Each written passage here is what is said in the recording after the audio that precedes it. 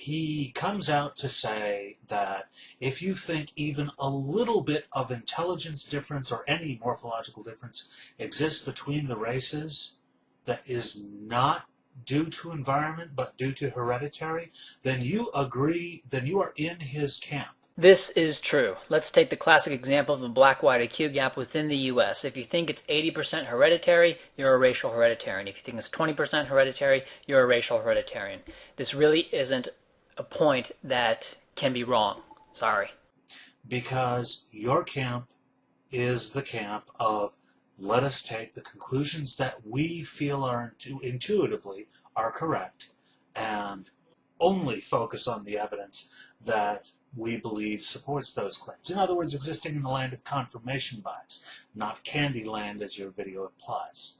Alright, well, first off, I can call you a big stupid doo-doo head too, but second off, and more importantly, this is a red herring. Let's say everything you say about me is true. When I said you are technically in my camp if you ascribe a portion of race differences to heredity, that's not referring to being in my camp in terms of methodology, or focus, or level of intellectual honesty, or anything like that. It's talking about recognizing evolutionary differences within a species that evolution applies to. That's it. His doublethink just drives me nuts. It's, for example, his, oh, cranial capacity and IQ are not central to my point at all. You know, I don't need to talk about it all. But since you mentioned that Lynn did this incredible study where he controlled for all these variables, and Lynn threw up a lot of smoke and mirrors that he felt were necessary to underscore his point that he was trying to make, that northern climes, colder climes, meant more intelligence, and hand wave away the counterexamples. Actually, that one wasn't Lynn. That was Michael McDaniel. And I was saying that within certain populations, cranial capacity does correlate with IQ. Now, this doesn't mean that just because a population has bigger heads, that they're going to have higher IQs, but there is a general correlation across all humanity. Now, stealthbadger calls this doublethink, but doesn't bother to explain how both facts are mutually exclusive, right? Because that's the point. You hold two contradictory beliefs.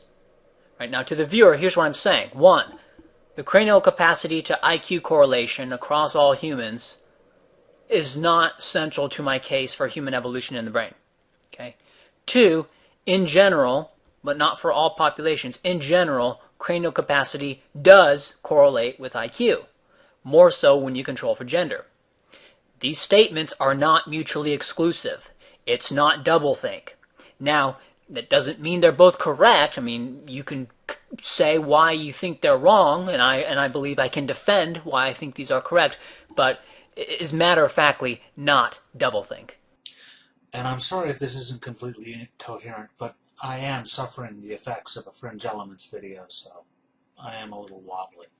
You know, that much stupid is a little difficult to take this late in the evening. Let me show you a hypothesis. I just thought this up watching the video. What you just thought up is known as the thermoregulatory hypothesis of cranial capacity. It is the most obviously political, hilariously wrong egalitarian hypothesis regarding race differences I've ever heard, even dumber than stereotype threat. And which is more likely, that stealthbadger just thought up this hypothesis on the spot, which just so happens to be the same hypothesis as one that is ubiquitous in debates on race and cognition, or that he got this hypothesis from reading about it, or that Sophia Roon told him about it during their several hours of conversations they've had on Skype, and now he's just trying to pretend that he thought it up. Yes, I know I'm being petty and personal, but I really don't like this guy.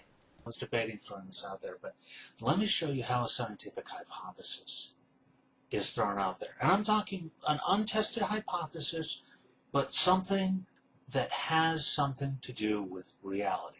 What you do is you look at a colder climate, and you look at people in colder climates.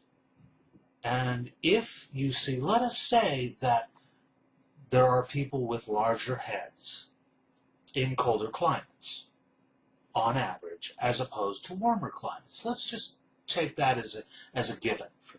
Right, as we should, as that's what the data actually says. And the thermoregulatory hypothesis that you're about to present is actually dependent on this fact.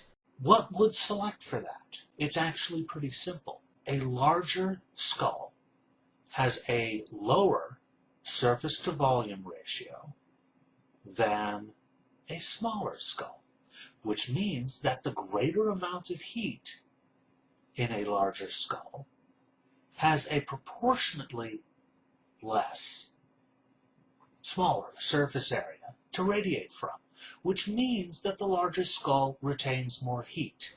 Yes, thermoregulation is a nice theory because you lose a disproportionate amount of heat through your head, right? That's why you have so much hair there.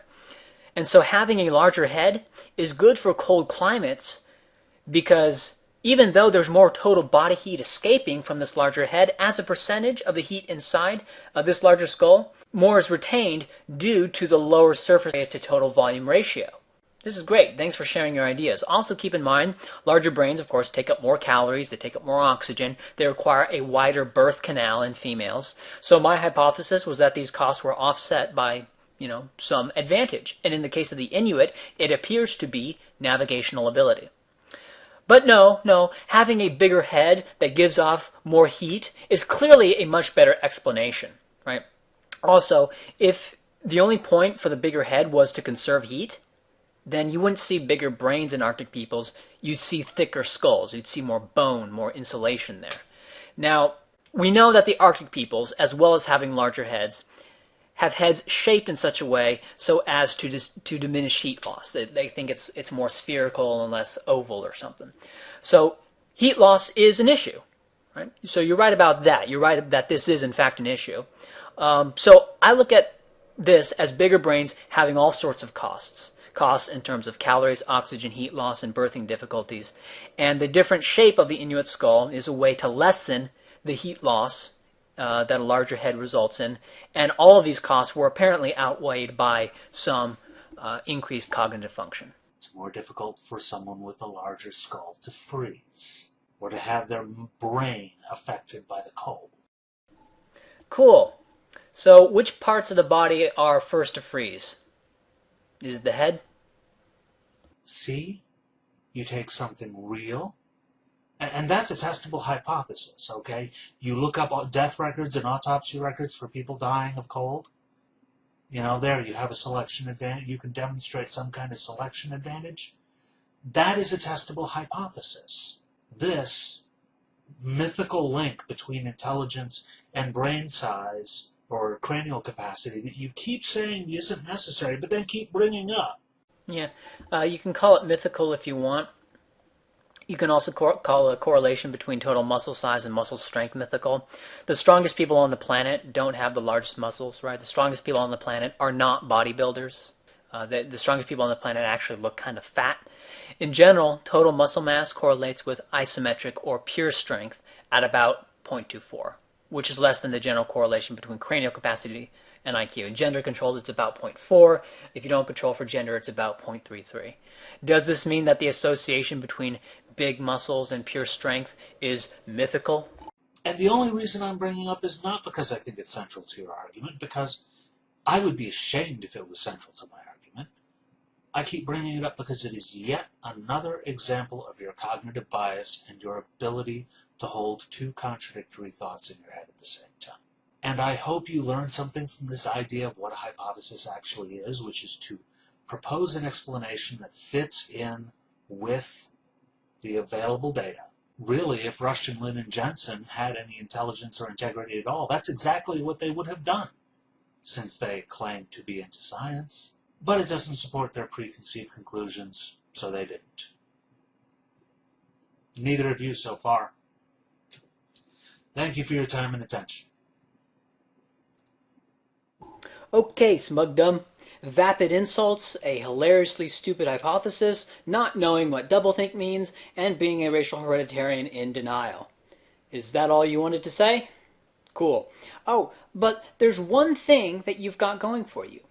Your idea that evolution stopped at the neck, sure, it's really dumb when you actually look at the evidence, but it's also really dumb right on the surface, or seems that way. And since your position seems dumb on the surface, you can nullify the most basic and obvious arguments against it by just calling those arguments an appeal to common sense. Oh, you think that these populations evolving in different environments, developing different brain morphologies, necessarily imply some difference in cognitive function? Sure, that's an intuitive assessment once you accept the non-intuitive position of evolution. So, do you accept that the sun also revolves around the earth because that's intuitive? Right? You could say something like that. So, chin up. You have that going for you.